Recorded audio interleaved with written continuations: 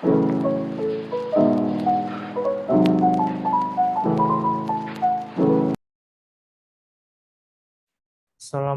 warahmatullahi wabarakatuh. Nama saya Irsyad Deol Hakendra. Saya dan rekan-rekan saya akan membawakan materi yang berjudul Multimedia Pembelajaran Interaktif. Nah, pengertian multimedia sendiri dibagi menjadi dua menurut bahasa, yaitu multi berarti banyak dan media yang adalah perantara. Maka secara istilah, arti multimedia adalah media yang menggabungkan antara dua unsur atau lebih. Adapun media itu sendiri terdiri dari teks, grafis, ataupun foto, ataupun gambar, audio, video, dan animasi yang satu sama lain terintegrasi. Multimedia dibagi menjadi dua kategori, yaitu multimedia linear dan interaktif. Multimedia linear adalah multimedia yang tidak dilengkapi alat pengontrol apapun yang dapat dioperasikan oleh pengguna, misalnya TV dan film. Sementara multimedia interaktif adalah multimedia yang dapat dikontrol oleh pengguna melalui alat pengontrol. Contohnya PowerPoint maupun aplikasi game dan lain sebagainya. Lalu kita masuk ke dalam pembelajaran.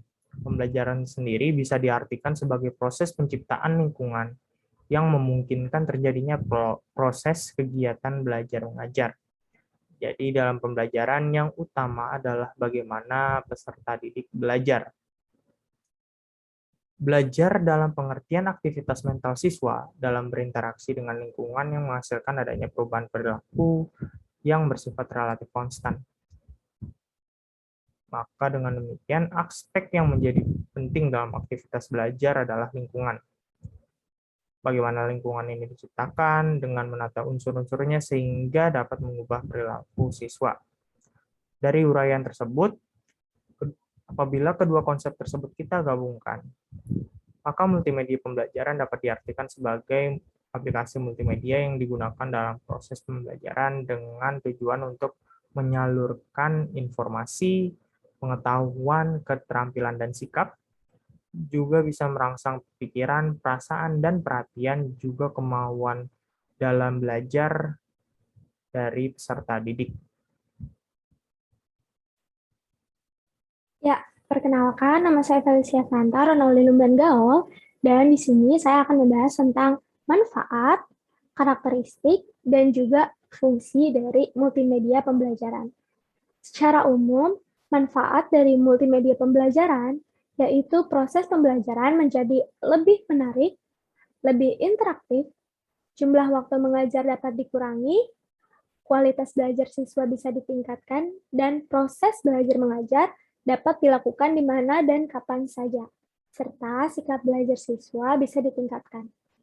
Manfaat multimedia pembelajaran di atas akan diperoleh mengingat kelebihan akan kebermanfaatan multimedia pembelajaran, yaitu yang pertama, memperbesar benda yang sangat kecil dan tidak tampak oleh mata, seperti kuman, bakteri, elektron, dan lain-lain.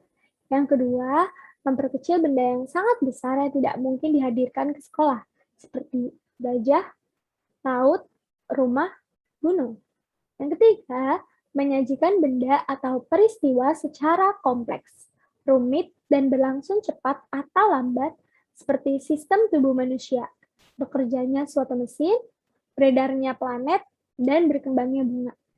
Yang keempat, menyajikan benda atau peristiwa yang jauh, seperti bulan, bintang, salju. Yang kelima, menyajikan benda atau peristiwa yang berbahaya, seperti letusan gunung berapi, harimau, dan racun. Dan yang terakhir, meningkatkan daya tarik, juga minat dan perhatian siswa lebih fokus belajar. Karakteristik media dalam multimedia pembelajaran.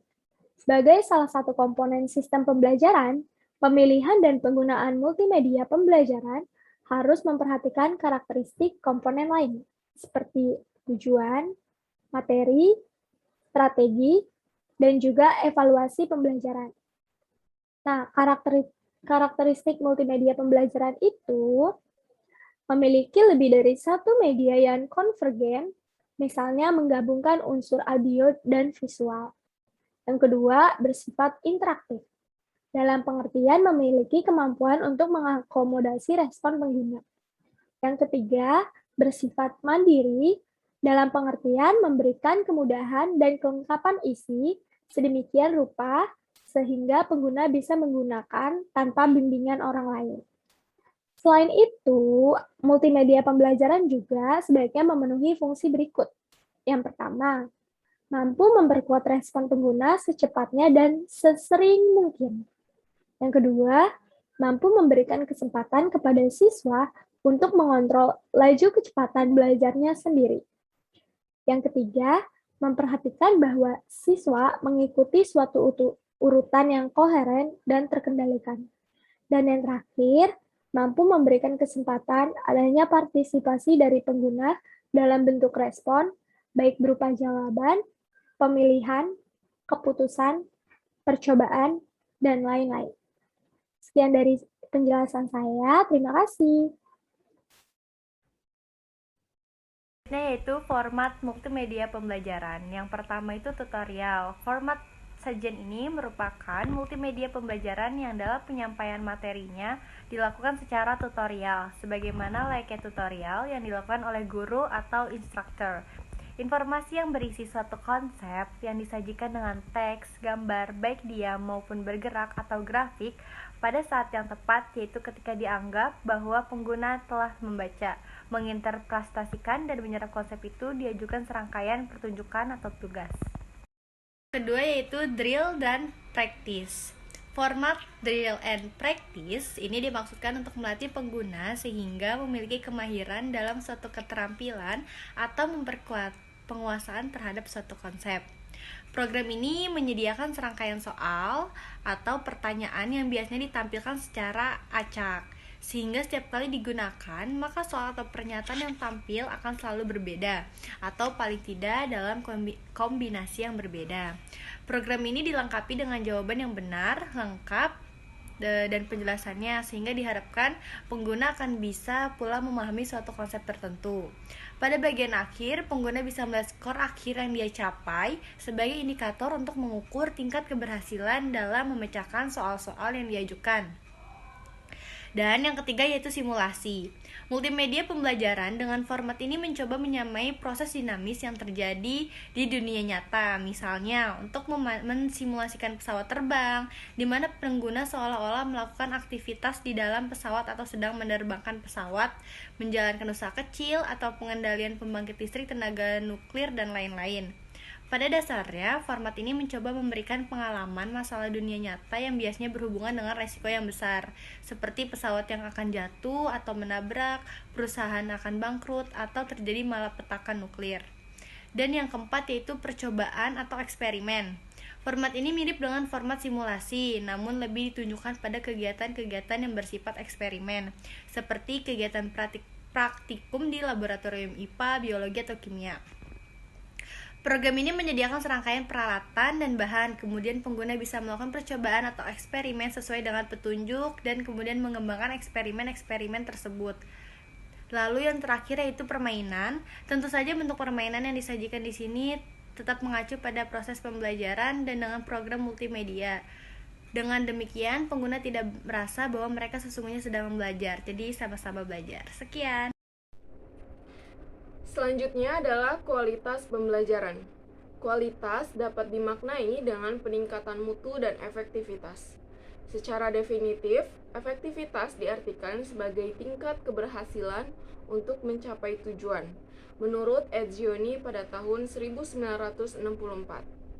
Adapun aspek-aspek dalam efektivitas belajar adalah yang pertama peningkatan pengetahuan, yang kedua peningkatan keterampilan, perubahan sikap, perubahan perilaku, kemampuan adaptasi, peningkatan integritas, peningkatan partisipasi, dan yang terakhir adalah peningkatan interaksi kultural. Dampak multimedia pembelajaran interaktif. Yang pertama yaitu belajar bersifat aktif, kolaboratif, dan terkondisi dalam konteks dunia yang real. Yang kedua yaitu punya 3 lingkungan belajar, yaitu lingkungan belajar perspektif, demokratis, dan sibernetik. Yang ketiga, pembuatan desain pembelajaran multimedia dibuat berdasarkan besar kecilnya kontrol siswa atas pembelajarannya. Yang keempat yaitu berkaitan dengan umpan balik. Dan yang terakhir, multimedia seolah-olah bersifat isolatif tapi dapat diatasi dengan beberapa cara sehingga siswa punya kontak yang baik dengan anggota kelompok yang lainnya. Peningkatan kualitas pembelajaran. Perbaikan kualitas pendidikan diarahkan pada peningkatan kualitas proses pembelajaran, pengadaan buku bacaan, serta alat-alat pembelajaran. Manfaat perkembangan pembelajaran multimedia diantaranya adalah: yang pertama, solusi dalam peningkatan kualitas pembelajaran. Yang kedua, memudahkan proses pembelajaran. Dan yang terakhir yaitu meningkatkan ataupun melengkapi pembelajaran konvensional.